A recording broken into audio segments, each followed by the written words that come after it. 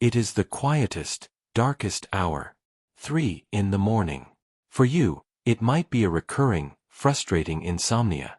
An unwelcome interruption. But what if I told you this is not a malfunction? What if waking up at this specific time is a divine appointment, a scheduled download from the universe itself? This story will reveal the profound, quantum reason behind these 3 a.m. awakenings.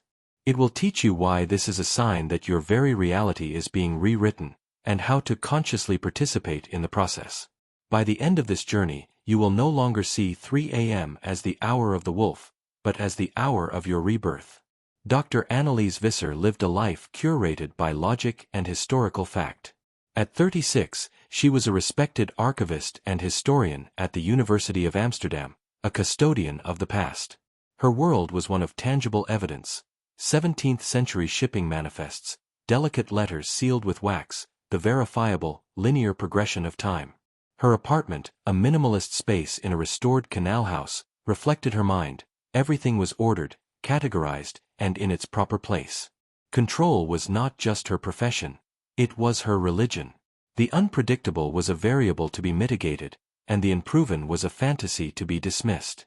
But in the silent, uncatalogued archives of her own heart, there was a secret, deeply held desire. She wanted to write a book. Not the dry, academic tomes that lined her office shelves, but a different kind of history. A book that explored the invisible currents beneath the facts, the collective emotions, the energetic signatures of historical events. She dreamed of writing a book about the Dutch Golden Age that wasn't about economics, but about consciousness. The idea was so radical, so far outside the bounds of her profession, that she kept it locked away like a heretical text, a beautiful but dangerous dream. Her formidable antagonist was her own mind, a relentless inner skeptic trained by years of academic discipline. It was a gatekeeper that demanded primary sources, peer-reviewed data, and logical causality for every single thought. It starved her creativity and ridiculed her intuition, ensuring her secret book remained an unwritten ghost. The 3 a.m. awakenings began on a Tuesday. There was no sound, no nightmare. She was simply, instantly, wide awake. And in the silent, humming space of her mind was a single, nonsensical phrase, repeating itself like a mantra. The tulip remembers the sun. It was a line of poetry, not a piece of data. It was beautiful, and it terrified her. She tried to dismiss it, to force herself back to sleep, but the feeling lingered, a strange, resonant hum that felt like a crack appearing in the perfect, solid foundation of her reality.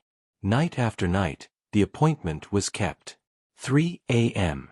A new, cryptic phrase. Her sleep was broken, but she was beginning to suspect it was her life that was truly being awoken. Is this the beginning of a mental breakdown, a fracturing of her logical mind? Or is it the first whispered message from a part of reality she has refused to acknowledge, a call to an adventure her soul has been waiting for? If you have ever woken in the dead of night feeling that something is profoundly changing, subscribe. This story is the key to understanding that call.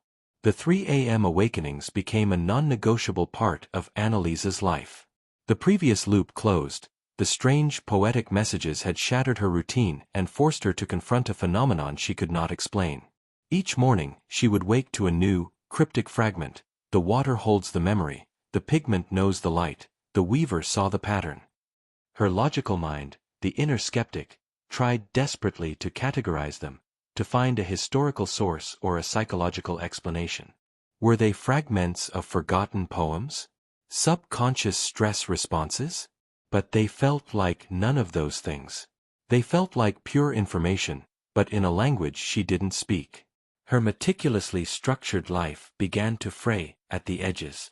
Her work at the archive felt dull and lifeless, a two-dimensional world compared to the vibrant, mysterious reality that was visiting her in the dark. Driven by a quiet desperation, she started altering her daily routine. Instead of heading straight to the university, she began taking long, meandering walks through the oldest parts of Amsterdam. She was looking for something, though she didn't know what. One misty morning, she found herself in a quiet, book-lined street and saw a small, unassuming café she had never noticed before. The name on the old hand-painted sign read, Café de Cosmos. It felt like a pull, an intuitive nudge. She went inside. The cafe was a sanctuary of quiet thought. The air smelled of dark coffee, old paper, and cinnamon. Instead of trendy magazines, the shelves were filled with worn books on everything from astrophysics to Eastern philosophy. Behind the counter was a man in his early 70s with kind, crinkling eyes and the calm, steady hands of someone who has done the same beloved task for a very long time. This was Ben, the owner, a retired professor of theoretical physics from the university. He moved with a quiet, observant grace, and his presence was deeply calming. Annelies became a regular, sitting for an hour each morning with her journal, trying to make sense of her nightly transmissions. She never spoke to Ben beyond ordering her coffee, but she felt his gentle, curious gaze. One morning, after a particularly strange message, "The anchor is not in the harbor, but in the tide," she let out an audible sigh of frustration. Ben approached her table, holding a small book. "It is not a sign of madness to hear the universe whispering," he said softly, as if continuing a conversation they had already been having. "It is a sign you have finally become quiet enough to listen." The book he placed on her table was a thin volume on the pineal gland and its role in esoteric traditions. Annelies, the historian who dealt only in verifiable facts, found herself confessing her experience to this kind, intelligent stranger. She told him about 3 a.m., the phrases, the feeling of a reality shifting beneath her feet. He listened without a trace of judgment. "In my old world," he said, gesturing vaguely towards the university, "we would call this a disruption of the circadian rhythm. But in the quantum view, the hours between 2 and 4 a.m. are when the brain's chemistry is most receptive. The veil between the conscious and subconscious mind thins. You are not receiving random noise. You are accessing a different data stream." He then gave her a simple, yet impossible-sounding task. "Stop trying to analyze the messages," he said. "Your analytical mind is a fine tool, but it is the wrong tool for this job. For 1 week, I want you to simply be a scribe. When you wake, write down the phrase, and then write down the very first feeling or image that comes with it. Do not judge it. Just record it. Become an archivist of your own soul." She has found a guide who offers a framework that is both scientific and mystical, a bridge between her two worlds.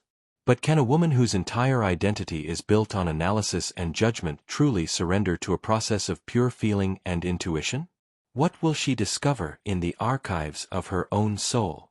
Annelies accepted Ben's challenge, though every fiber of her academic being screamed in protest. This closed the previous loop. She had found her mentor and received her first mission. The new loop of conflict began that very night. At 3:01 a.m., she woke. The phrase was, "The thread is older than the loom." Her immediate instinct was to dissect it, to trace the metaphor back to textile production in the Golden Age, to analyze its philosophical implications. But she remembered Ben's words. With a trembling hand, she reached for the new, beautiful journal she had bought, a book with an unlined, cream-colored paper that felt sacrilegious to her structured mind. She wrote down the phrase.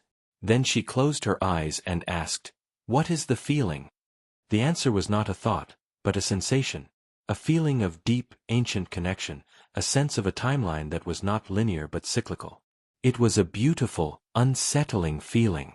She continued this practice for a week, and it was a form of exquisite torture. Her inner skeptic was relentless. "This is meaningless," it would hiss as she wrote. "You are a doctor of history, and you are writing down feelings like a lovesick teenager. This is self-indulgent nonsense." The conflict was a war fought in the silent theater of her own mind. During the day, she would go to the university, and the solid, factual world of the archives felt both like a comforting bedrock and a suffocating cage. The contrast between her two realities was becoming unbearable. The external conflict arrived in the form of Professor de Vries, the head of her department. He was a man who embodied the old guard of academia, brilliant, rigid, and deeply suspicious of anything that could not be footnoted. He called Annelies into his cavernous, wood-paneled office, a room that smelled of intellectual certainty. "Annelies," he began, his tone paternalistic, "I've noticed a certain distraction in your work lately. I have the perfect project to get you focused. A true legacy project.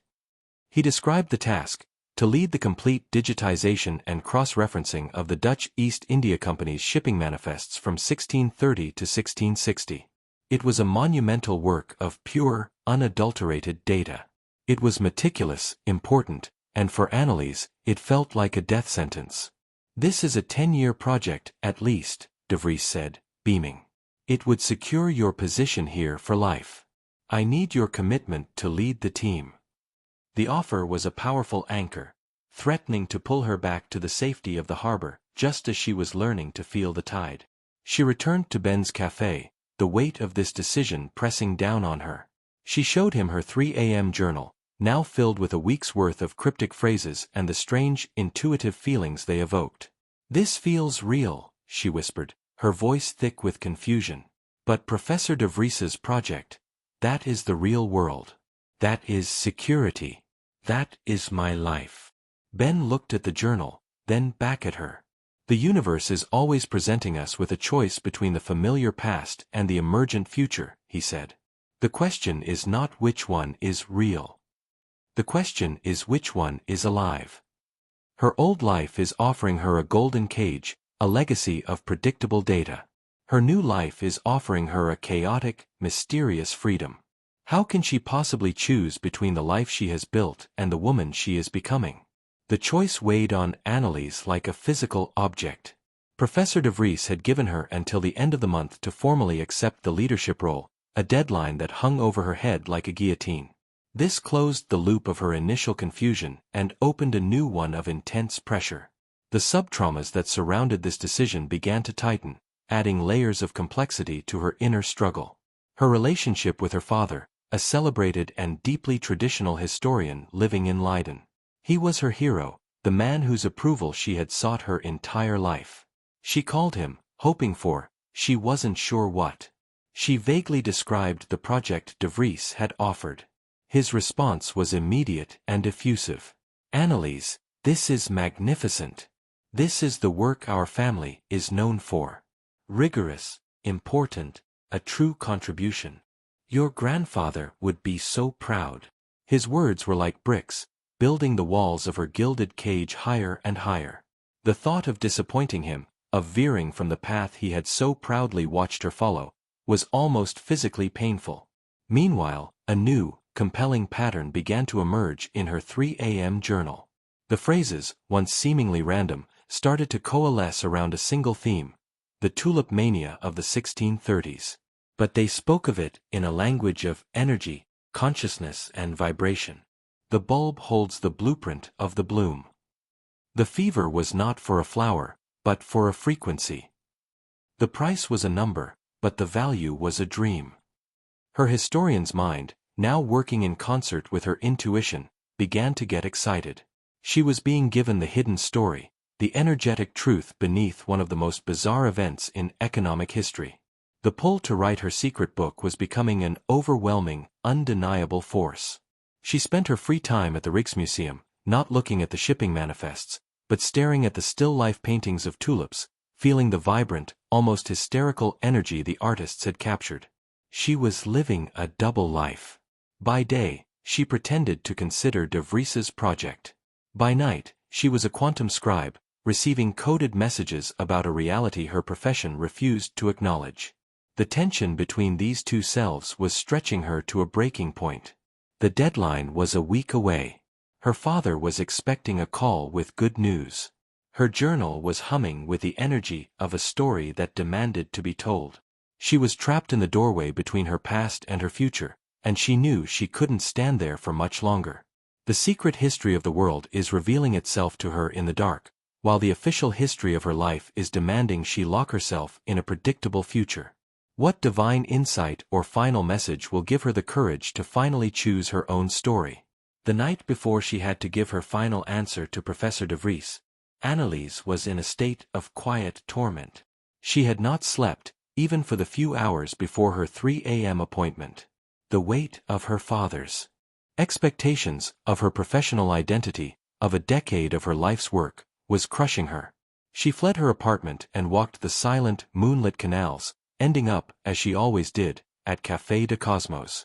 It was long closed, but she sat on the bench outside, her 3 a.m. journal in her lap, feeling utterly lost. The loop of her agonizing indecision was about to be decisively closed. She didn't know how long she sat there, but eventually, a light came on upstairs, and a few minutes later, Ben emerged, on his way for an early morning walk. He saw her, and sat down beside her without a word, as if it were the most natural thing in the world. She didn't need to explain. He could see the storm in her eyes. "The mind can only build with the bricks of the past," he said gently, looking out at the water. "But the soul is not a builder.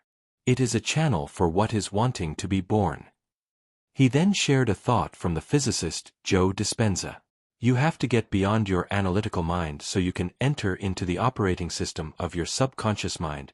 That's where all the real change takes place." He told her that the 3 a.m. window was a sacred time, a moment when the analytical mind's firewall was down. "It's not just a download," he explained. "It's a dialogue. You have been listening. Tonight, try asking a question." Annelies went home, her heart pounding with a strange new energy. This was it. She didn't try to sleep. She sat in a comfortable chair, her journal open, and waited. At exactly 3 a.m., she felt the familiar shift, the hum of the open channel. But this time, instead of passively waiting, she closed her eyes and whispered into the darkness, "What is my true work?" The answer came not in a phrase, but in a flood of pure knowing. It was a complete, instantaneous download of a new reality. She saw her book, not as an idea, but as a finished object. She saw its cover, felt the weight of it in her hands. She saw its title, The Quantum Garden, Energy, Consciousness, and the Secret History of Value. She felt the feeling of writing it, the joy, the flow, the connection. And she understood. The 3 a.m. rule wasn't about getting information. It was about becoming the person who was capable of receiving it. Her mindset didn't just shift, it underwent a quantum leap. She was not a historian who had to prove the past. She was a storyteller of consciousness who had to reveal the timeless patterns within it. The war was over. Her inner skeptic was not defeated, it was integrated into a larger, more beautiful system. She has received her answer, a vision so complete and powerful it has rewritten her identity. She knows what she must do. But what will be the real-world consequences of a decision made from a place beyond logic? How will her carefully constructed life handle the introduction of this beautiful, chaotic truth? This moment of profound clarity has awakened something in you? Subscribe for more stories that will help you decode the messages from your own subconscious. The morning after her quantum download, Annelies woke with a sense of calm that was utterly foreign to her. The dissonant hum of anxiety was gone, replaced by a quiet, powerful sense of purpose. The previous loop closed. She had her answer. Now, she had to embody it. Her first action was to call Professor de Vries. She was polite, respectful, and completely immovable. She thanked him for the incredible opportunity but informed him that she was not only declining the project leadership, but she was resigning from her position at the university, effective in 2 weeks. The silence on the other end of the line was thick with disbelief and disapproval. She heard him say, "You are making the biggest mistake of your career, Annelies," but the words had no emotional impact. They were a broadcast from a reality she no longer inhabited. The next call was to her father. This was harder. She told him her decision, and his disappointment was a palpable force, even over the phone. "Annelies, after all we've invested? After all your hard work? To throw it away for what? A book about the feeling of tulips." She didn't try to defend herself. She simply said, "Dad, this is something I have to do. It feels truer than anything I've ever done." It was the first time in her life she had chosen her own truth over his approval, and the act, while painful, was profoundly liberating. The consequences were swift. She was professionally adrift, a ship that had deliberately cut its own anchor. The news of her resignation spread through the small academic community, and she was treated like an unfortunate curiosity, a brilliant mind that had inexplicably gone off the rails. She was now truly alone, with no job, a strained relationship with her father, and a dwindling savings account. The falling apart phase was not a metaphor, it was her daily reality. Her beautiful, orderly apartment now felt like a waiting room, a space between a life that was over and one that had not yet begun. The inner skeptic, while no longer in charge, would still whisper in moments of fear, "See? This is what your 3 a.m. fantasy has wrought. You are alone, and you will fail." But her actions were no longer dictated by that voice. She spent her days in the quiet corners of the Amsterdam city archives, but now as a private citizen, a passionate researcher. She dove into the history of the tulip mania with her new eyes, looking for the emotional data, the stories of hope, hysteria, and ruin. She spent her nights writing, the words flowing from a place of deep, intuitive knowing. The 3 a.m. downloads continued, but they were different now, less cryptic, more like specific notes from a wise and loving editor, guiding her narrative. She was not just writing a book, she was co-creating it with the silent, intelligent field that had awoken her. She has bravely stepped into the void, sacrificing her security for her soul's purpose. She is creating a work of genius, but the pressures of the material world are closing in. Can she maintain this state of creative flow long enough for a new reality to manifest, or will the very real threat of failure prove her inner skeptic right after all? The initial euphoria of freedom slowly gave way to the cold, hard reality of finances. 4 months after her resignation, Annelies's savings account was dangerously low. This was the ultimate test promised in the previous chapter, the crucible where her new mindset would either be forged into an unbreakable alloy or shatter into dust. The fear was no longer a philosophical concept, it was a stack of unpaid bills on her kitchen table. The temptation to panic, to start searching for any kind of academic consulting work, was immense. The inner skeptic saw its chance and came back with a vengeance. "A brilliant idea doesn't pay the rent," it sneered. "You are a fool, chasing a ghost while your real life burns." This was her dark night of the soul. For one terrifying week, she couldn't it. The channel felt closed, blocked by the static of her own fear. She considered giving up, calling her father and admitting defeat. Instead, she went back to the source of her transformation. She sat in the dark, hours before her 3 de la mañana appointment, and she didn't ask for a solution. She asked for a new state of being. "Who must be to see this stroke?" she whispered into the silence. The answer came not as a phrase, but as a deep, resonant feeling. Be a person of radical trust. Be a lighthouse. You do not chase the ships, you simply hold your light, and they find their way to you. This was the final piece of the mindset shift. Her hope was not to make something happen. It was to hold the frequency of fight so steadily that the house would have no choice but to constellate around her. She got up from her chair and did something that made no logical sense. She went to her laptop and started a simple, elegant blog, calling it the 3 de la mañana archivist. She began to post small excerpts from her research, her philosophical musings on history and consciousness, and her personal journey of learning to trust the unseen. She did it with no expectation of followers or income. It was a pure act of holding her light. Her growth was now consolidated. She had faced the dragon of material fear and had chosen to respond not with panicked action, but with a deeper surrender to her purpose.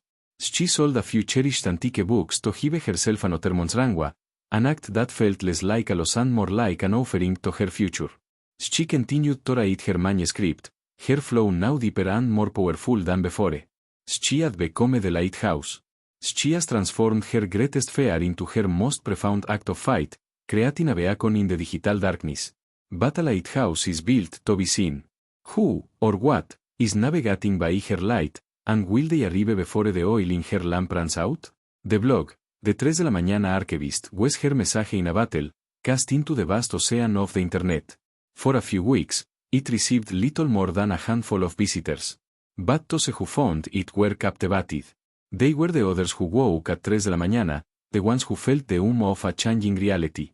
A small, deeply engaged community began to form in the comment section. This closed the loop of her oscillation and began to open the one that would lead to her climax. One of the people who found her blog was a junior editor at a small, prestigious publishing house in Utrecht Calle de Emergent Press. They were known for taking risks on books that sat at the intersection of genres, science and spirituality, history and poetry. The editor, a young woman named Lena, became obsessed with Annelies' writing. She showed the blog to her boss, the founder of the press, a formidable and intuitive woman named Isabella de Groot. Isabella was intrigued by the raw, brilliant voice and the radical perspective. She sent Annelies a short, direct email, "I've been reading your blog. You are telling a story that needs to be told. Do you have a manuscript or a proposal?" The email was a spark in the darkness. The opportunity was here. But it was also the moment of ultimate vulnerability. Annelies had to take the chaotic, magical, deeply personal journey of her 3 de la mañana journal and shape it into a professional proposal, a document that could be judged, analyzed, and rejected. The inner skeptic gave its final warning: they will laugh at you. They will call you a charlatan. She spent the next week in a state of intense, focused creation. She didn't try to make her proposal sound academic or conventional. She did the opposite. She structured it like her book, part historical evidence, part channel wisdom, part personal journey. She poured the authentic energy of her transformation onto the page. It was the most honest thing she had ever written. With the press that was half terror and half fight, she attached the document to an email and pressed send. She held her light. Now, she had to trust that the right ship was sailing toward it. The signal has been sent. Her soul's work has been offered up to the world of commerce and criticism. Will the gatekeepers of this world recognize its value, or will they dismiss it as the ravings of a historian who lost her way in the dark? Isabella de Groot called Annelies 2 days after she sent the proposal. Dr. Visser, her voice was warm but direct, with no time for pleasantries. "I have read your proposal. Twice. My entire team has read it. And we are all in agreement." Annelies held her breath, her knuckles white as she gripped her phone. "We are in agreement that this is one of the strangest, most uncategorizable, and most brilliant things we have ever seen. This is not a history book. It is a transmission. And we want to be the ones to broadcast it." The loop of uncertainty was decisively closed. Annelies was invited to their offices in Utrecht, a beautiful old building that felt more like a library than a corporate headquarters. She sat across from Isabella, a woman whose sharp, intelligent eyes seemed to see right through to the core of her. "The academic world will call this heresy," Isabella said, a smile playing on her lips. "The New Age world might call it channeling. I call it the future of non-fiction." They offered her a contract.